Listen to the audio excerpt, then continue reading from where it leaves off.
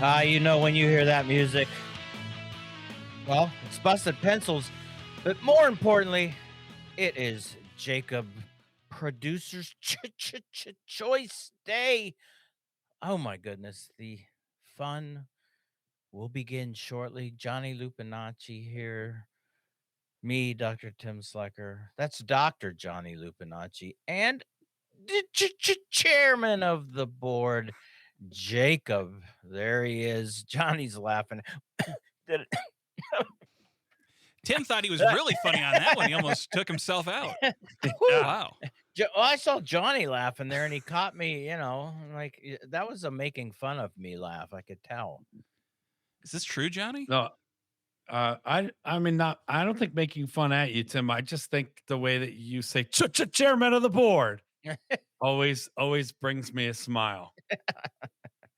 Well, I'm hoping it doesn't remind you of the Porky Pig episodes that we potentially grew up with. Those Looney Tunes.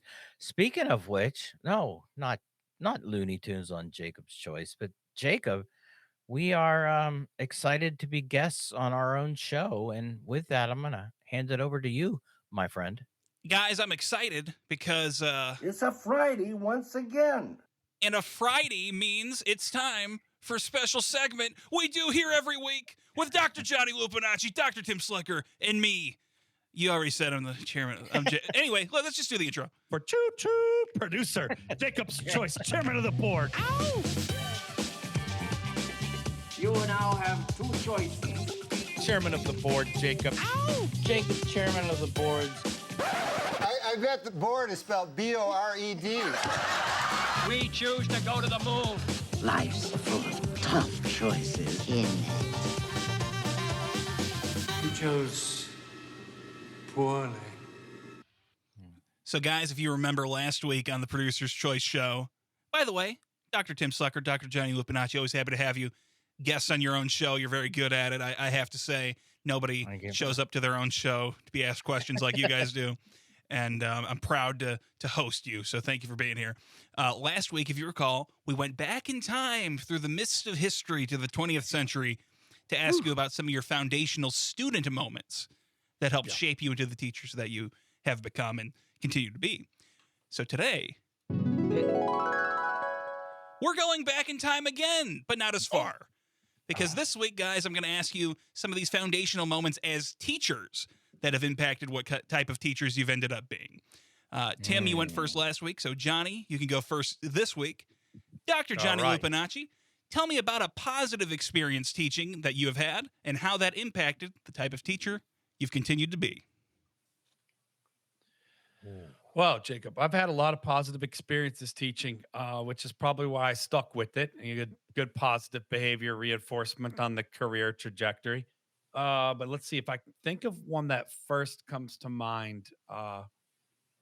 Let's see. I think it's my very, very first year teaching, way back at the turn of the century. And it was in a math classroom in Detroit. And I had an honors geometry class. So I had a handful of sections of algebra, a section of pre-calculus, and a section of honors geometry. And the honors geometry class was pretty phenomenal. I won't get into the specifics and details of, the unique, roster in that class, but it was a pretty excellent group of students, untraditional students, a little bit older than traditionally students taking geometry. A lot of them were, in an honors geometry class, as part of finishing their degree a little later, just to kind of way that school was comprised of students. But they, you always say we learn from our students, but they knew I was a first year teacher, and that group sort of took me under their wing and gave me so much feedback, which I hadn't really gotten a lot of becoming a teacher. Sad to say enough. I was teaching in some high need areas and they said, "Hey, this is great. We got a math teacher and he's doing awesome." And I was like, I feel like I'm not doing so great. But they said, "No, you're doing awesome. Just keep up the good work." And they didn't give me a lot of constructive feedback in terms of different things to try. And, and they were also quite older than I was at that time, being, just in my early 20s. And then I had this group who was just vocal. I mean, they were amazing. They would say almost every day, real time feedback. Hey, today's lesson went great, but this, and this could be better. Maybe try this tomorrow. Do this with us. How are your other classes going? As we sort of work on our math problems, and at that time, lots of proofs in geometry class. But they gave me so much feedback, and I will say, Jacob, nearly every time what they suggested was spot on, and it worked amazingly in my other classes. And I, for one, would not be the teacher I am even today without that, full year of that honors geometry class with just a really unique group who taught me so much on how to teach. So you always hear we learn from our students, but in that context, I was really, you know, graced with being able to learn a lot from and with my students as I was sort of cutting my teeth as a teacher, and they, it's like when you get a good coach, they really take you to the next level. That group of honors geometry students at Cooley High School in Detroit, Michigan, no longer open. Wish it was still going, but Cooley High School, and pretty amazing experience for me, Jacob. I think about it still to this day all the time. It's easy for teachers to fall into sort of a mindset of sort of a hierarchical mindset in the classroom, because inherently you're the teacher, you're at the top of the pyramid there, you're instructing the students. Do you feel that that situation you had, Johnny, did that help you develop a sort of different view of the relationship you can have with students? But Jacob, I went into teaching, knowing. I think we talked about this before on the show. A lot of bad experiences in educations and some good ones, and I wanted to, I think people ideally go in wanting to do good. I wanted to be those great teachers that I had, but there was so much I didn't know. But I think I already went in with a disposition of like it's not us versus them. I was taught, don't smile until at least after Thanksgiving, those kinds of things, go inside the classroom and kick the garbage can really hard, set precedents. And if you're too fun or you're too nice, the kids will take advantage of you. The secret, I kind of already went into teaching knowing like the kids are in charge. You just have to kind of steer the flow and you're responsible. And so that those two things can sometimes clash. And I'm like, go with the flow, not against it. But I also have a job to do. And so being, firm and disciplinary, I think I've said this before, through engagement and not compliance. But that was something I believed in, but it was in fact, Jacob, that group that really helped me stick to it because they were like, change this, but don't change about you that you're with us. And I think a lot of teachers struggle with that. I think a lot of us have, an internalized, maybe even overt ageism, Yeah. like you're talking about. Like, here's this, like, well, I know best. Well, like, well, you're a lunatic if you're 20 years old and you think you know more than all the, all the kids combined. You might know more about math than them, but you don't know more about the culture they're in, their lives, their, the nuances of what works and doesn't work in those groups. So that was, I kind of was lucky. I went in not wanting to control students. So that was something they were able to help give me good reinforcement. Like, don't change that about you, but you do got to be tougher on Yeah. some of these other things. Like, don't let these kids, and to be fair, that unique group, Jacob, some of the students were quite older, Hmm. in their almost in their 20s themselves and things. And so, they were like, yeah, don't let don't let these little ones run you over all day. And I'm like, don't worry, I won't. Like, but most of the time, I'll be honest, like my ninth grade algebra classes were, running all over me. But they helped give me some tools, to stay true to who I was in kind of, a teacher who is with students, not against them or there to control them.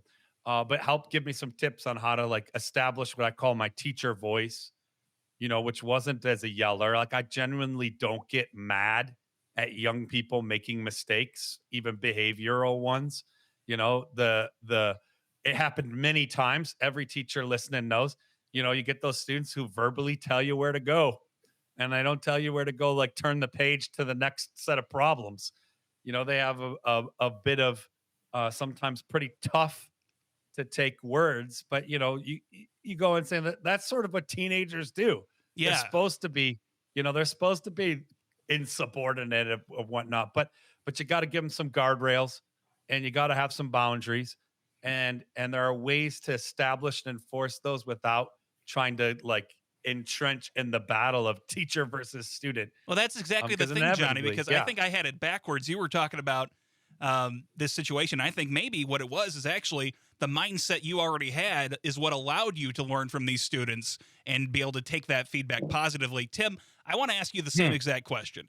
What was an early teaching experience that was positive, and how did that inform the type of teacher you continued to be?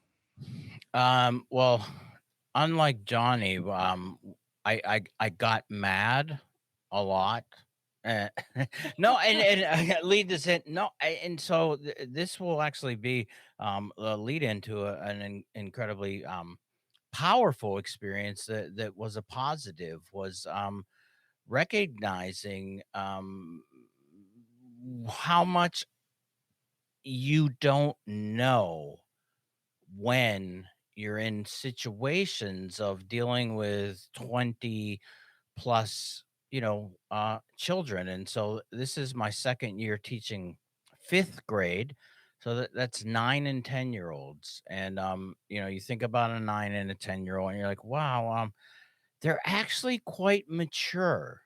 um they're they're able to reason, they're able to have really great conversations, um and they're not middle school kids yet, which is another beauty. They're kind of like, for me, they're that perfect sweet spot of curious, interesting, continue to talk, want to know more.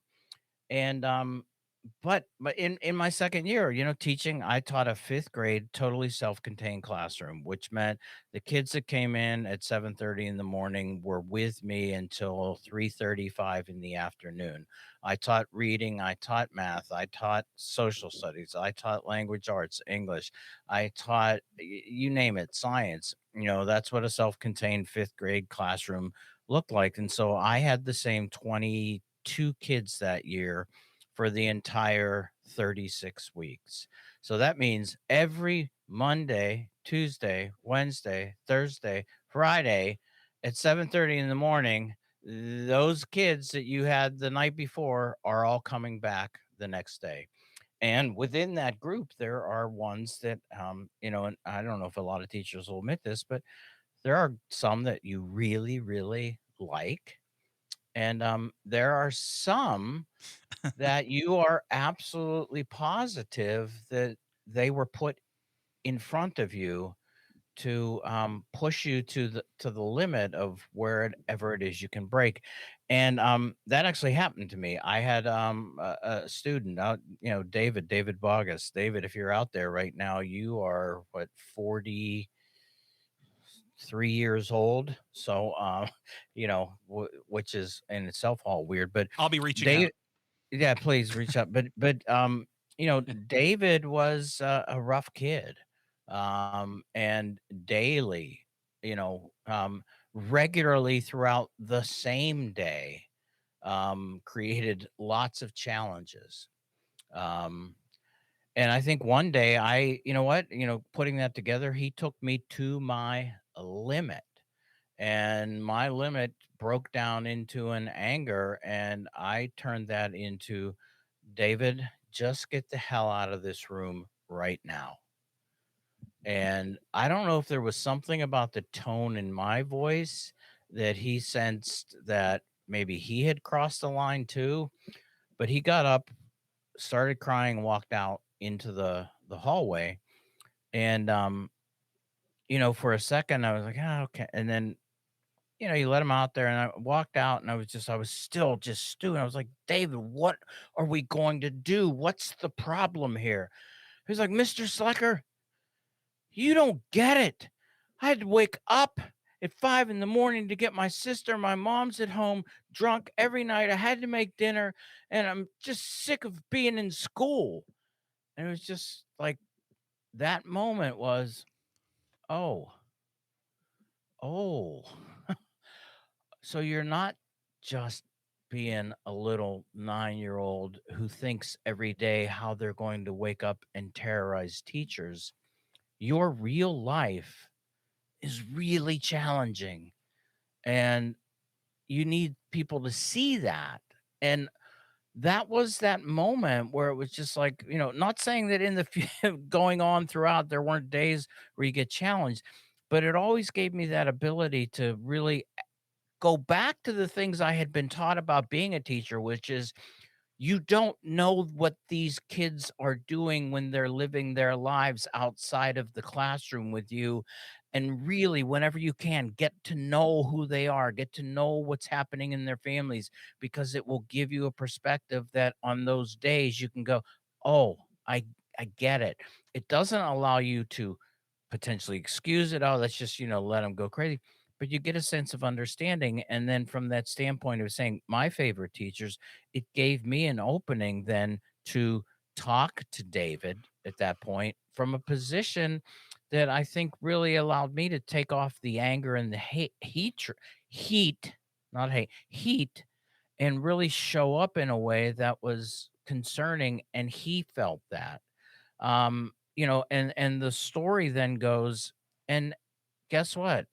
He was a pain and tough all year. It didn't change, and magically he was an awesome student.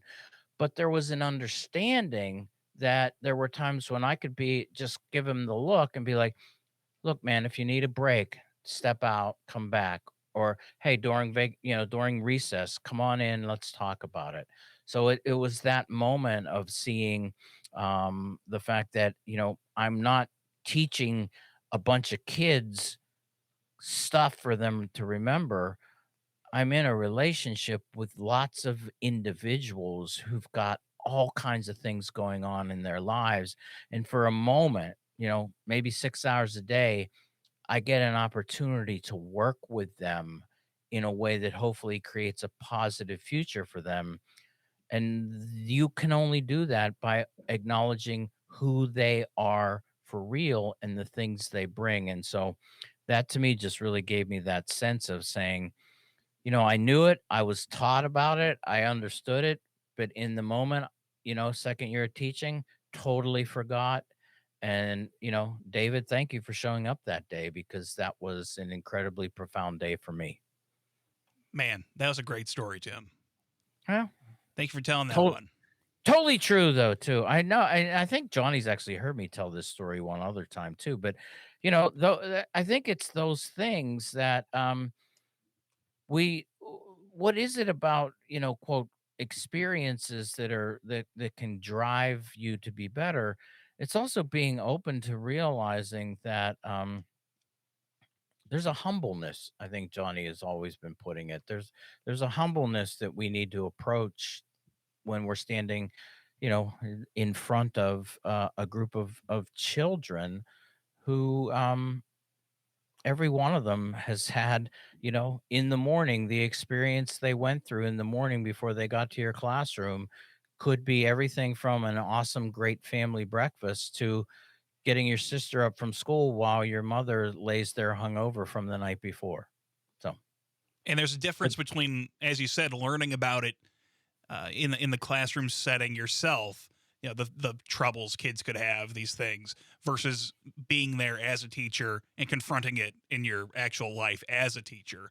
It really brings it home, it would seem to me. Is there a lens through which you can see this and say, as a young teacher, you saw this as a problem that you have in your classroom, and you came to see it more as you and him are working together on this problem? I mean, he's not just happy being bad. He's got a problem, and you both are working on it. Well, for me, it really pushed away this whole idea of some type of classroom management discipline system that I had to then continue to enforce even more rigidly to get him to comply and get in line. Mm. And it really pushed me in that direction of saying, like, look, okay, quote, some behavior plans you need, what are the rules of the classroom? But the reality of when, kids are acting out, and I think, John, that's communication. They're speaking, they're just speaking a different language. And so our, quote, discipline plans, rules, whatever, in this point, if you're not listening to what they're saying to you, it doesn't matter how tight you run your classroom and how tight of a ship and how many discipline plans you have. If you can't hear what they're saying, you will never get into a relationship with those students to be able to truly have a meaningful experience as a teacher. Second question of the evening for you two fine folks. Tim, great answer, great story. I said a positive experience. You told a challenging one. I'm deducting points for that. You do not listen and you don't follow instructions. So I need you to just get out of here, go in the hall for a bit while Johnny and I try to continue this episode of the Producer's Choice Show. But Jacob, I spend every day taking care of my mother-in-law. Yeah, I've heard it 1,000 times, Tim. All right, Johnny, now, because you followed instructions, you're going to find this very easy to answer this question. What was a challenging experience you had as a teacher? And what did that teach you about becoming a better teacher? It could be something similar to what Tim already said on the wrong question. Johnny, the floor is yours. Yeah, Jacob, I'll just kind of, piggyback on the last story. A challenging experience that I had as a teacher, which came up quite a bit then in the years that followed those first few years of things was, finding my balance between like really learning what my teacher voice was, really coming into it and having a good balance of what I call disciplinary but not punishing, right? Like striving for engagement and not compliance.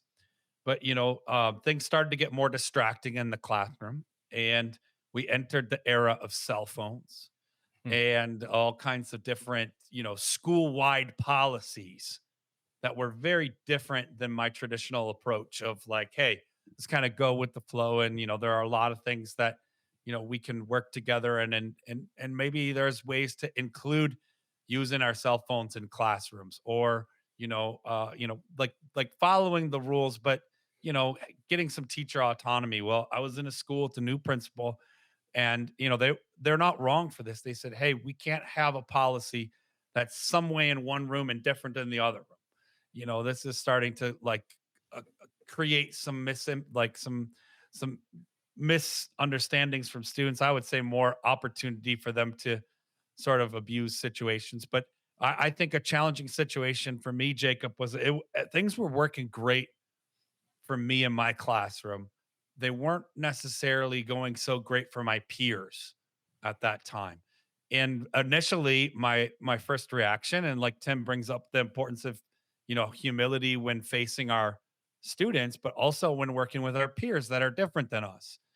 I initially thought, yeah, that's their problem. I mean, if they want to try and enforce every little rule in their classroom, they're going to get in these power struggles with students, and students are going to dig in, and it's going to be a nonstop, battle in the classroom.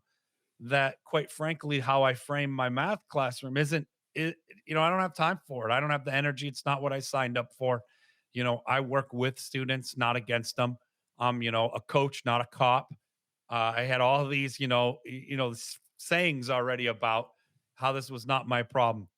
But it was a good reminder that that struggle was, but you're part of a team. And every veteran teacher out there knows this. Like, it's important that we have different styles of teaching, that, children have different kinds of teachers. Uh, but but it's also important for us to kind of find a middle ground. And Jacob, that year, I was like, okay, I've got to change some of what I do. Like, I've got to teach with the team. I got to play, the script that our coach or our principal, is asking us to play. Got to run the system. And so it was a different year. It was a challenging year for me because it was more of a day-to-day challenge on like, okay, I have to be more disciplinary even than I have found to be comfortable in terms of discipline versus punishment. And I have to have some pretty strict consequences around some things that aren't really a distraction to me. But I saw later in my years how cell phones did get to be quite distracting in classrooms. And so, I had to start teaching differently in terms of spending a little bit more time enforcing policies, and so that was a eye awakening difficult year because it was harder for me. I didn't enjoy the teaching as much. I learned a lot about why I teach the way I teach, but I also learned a lot about what I thought was too much for students actually wasn't, and about working in a team. I think overall our students benefited by our different kinds of teachers having common ground, and my day-to-day interactions with my peers changed. And that was a big learning moment for me, Jacob, because I think about 5 6 years into teaching, it was an aha moment that was like, hey, it's not you versus the other teachers, right? You and a couple other teachers versus the other teachers. It's all of you together figuring out how to, make the educational experience the best it can be. And sometimes that means giving a little bit or shifting a little bit. And I learned a lot, man. I learned a lot. I think it gave me more credibility with my students, especially with regards to behavioral stuff that was happening in other classrooms. I could say like, hey, come on, we're all following these policies. What's going on in Mr. So and so's class?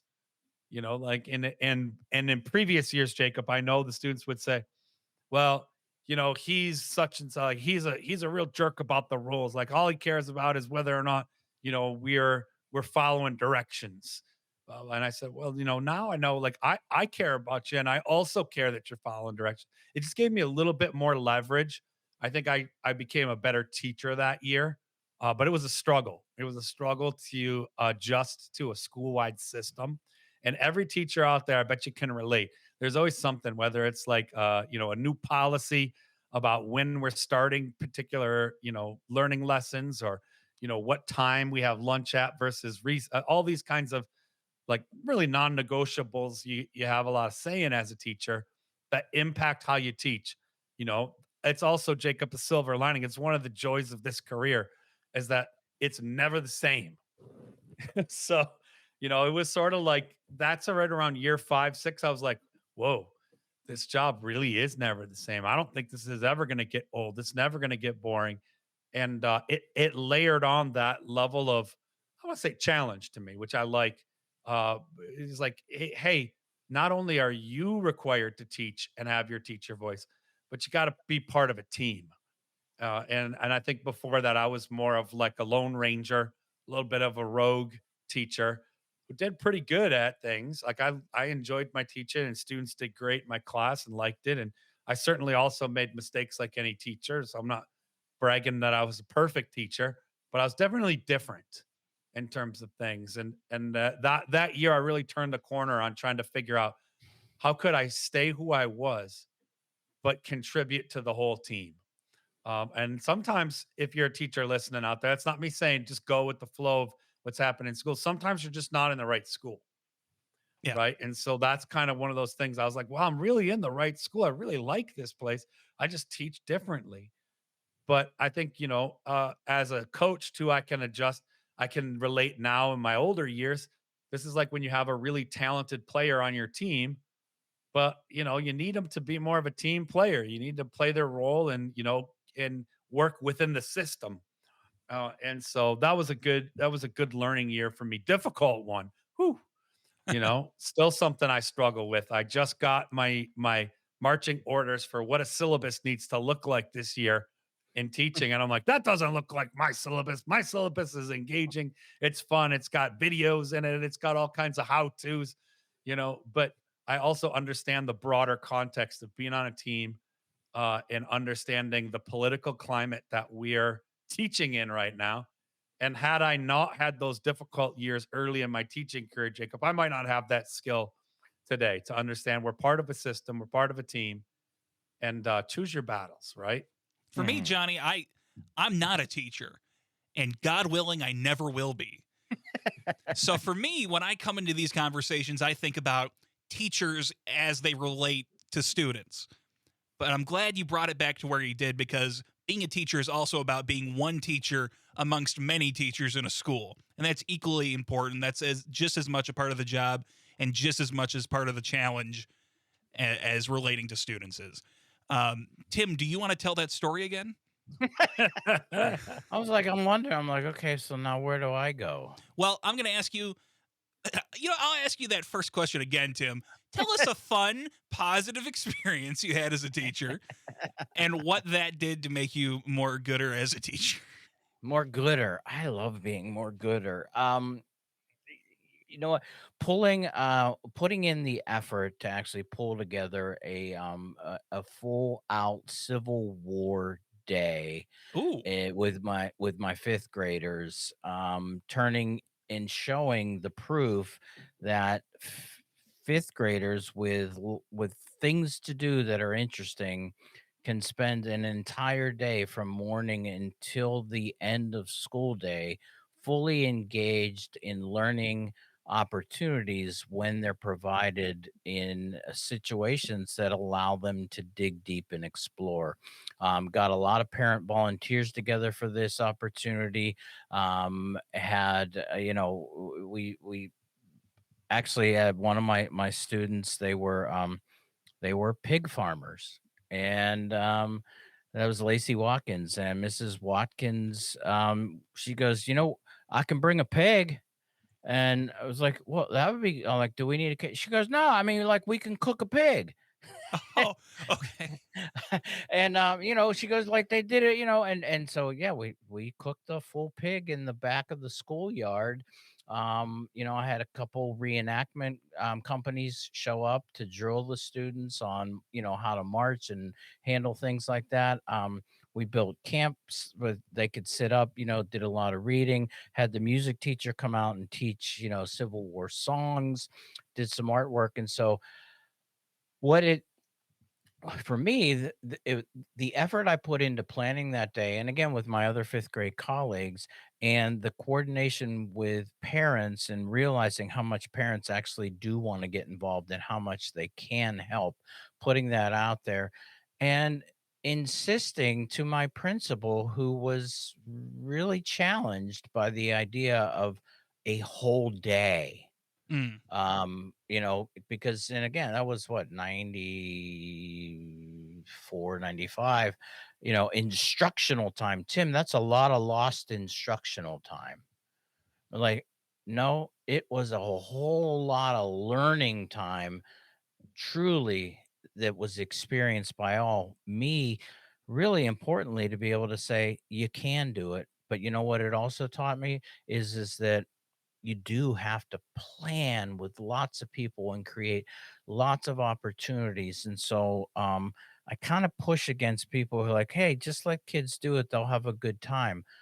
No, you can let kids have an opportunity to be exploratory, but create lots of opportunities for them to do that. And doing that requires a lot of work, a lot of planning, a lot of effort, and a lot of people coming together to make things like that happen. And so, I think that also set me in that mode of saying, particularly when the lost instruction time motif, or whatever you want to say, continued to accelerate. I don't know. It made me say, we can do more than worry about how much time we spend on reading and math. And then that led me into opting my kid out of high stakes testing and creating busted pencils. And so there, Civil War Day created busted pencils. This makes me think about what Johnny was just telling us about with the interactions with fellow teachers and with administrators. What was it like, Tim, going up to the other teachers and the principal and saying, hey, here's an idea. Let's do like a Civil War Day. Because I can see that being intimidating for a young teacher. And I can see the principal be like, oh, the new guy wants to do some big thing. Wait till he learns we don't do big things around here.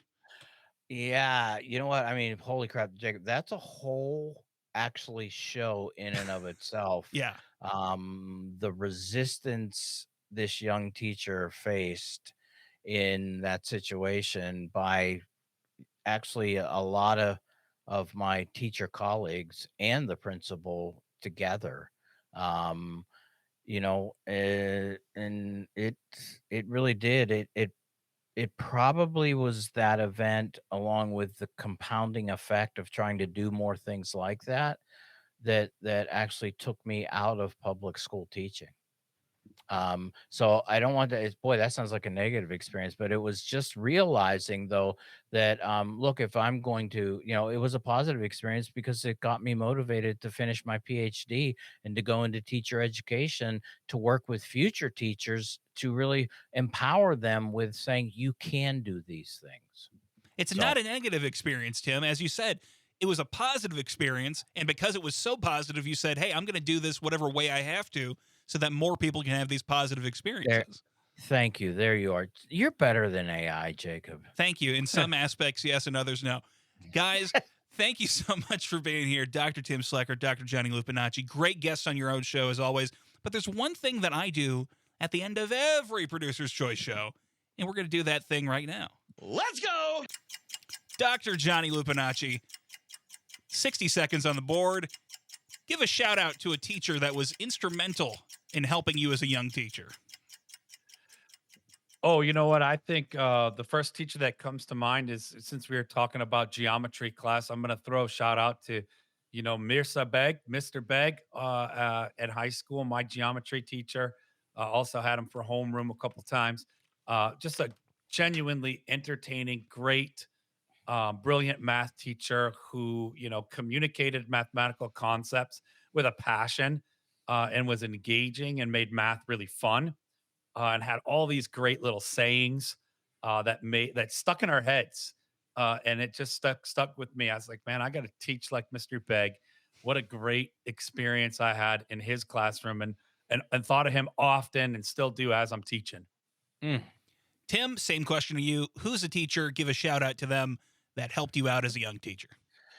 Dr. Mary Bevavino, my student teaching coordinator, supervisor, instructor, who absolutely did not allow me to fall into the lazy guy stigma, and pushed me so hard to actually be able to realize that you can do these cool and creative things, Tim, but you need to put in the effort to the planning and the preparation that goes into it, because when you do these things, you will get resistance. And one of the simplest ways to push on that resistance is to do it well. And so Dr. Mary Bevavino, Edinburgh University, thank you so much. Incredibly special person to me. Great answers all around. Now there's time for one last thing. And if there was one last thing, Tim, I would remind Tim that he shouldn't read the AI-generated responses in our chat. He should read the one last. Tim, go ahead. You mean the time for a moment of zen?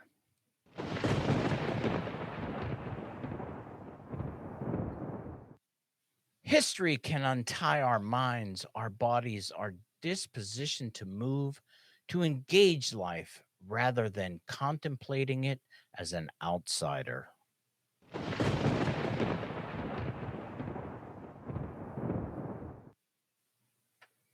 Thanks for listening to this episode of Busted Pencils, producer Jacob's Choice.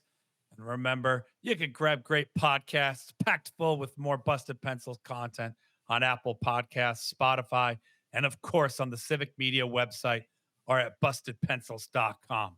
Hey, and don't you dare next week be late for homeroom, and make sure you grab next week's class and session on Wednesday. And if you don't already know, well, you're going to love it, because you can catch Busted Pencils broadcasts at 3 p.m. Central Time across all the Civic Media network stations on Saturday for an hour of your favorite blue-collar scholars, Tim and Johnny, and keep busted pencils.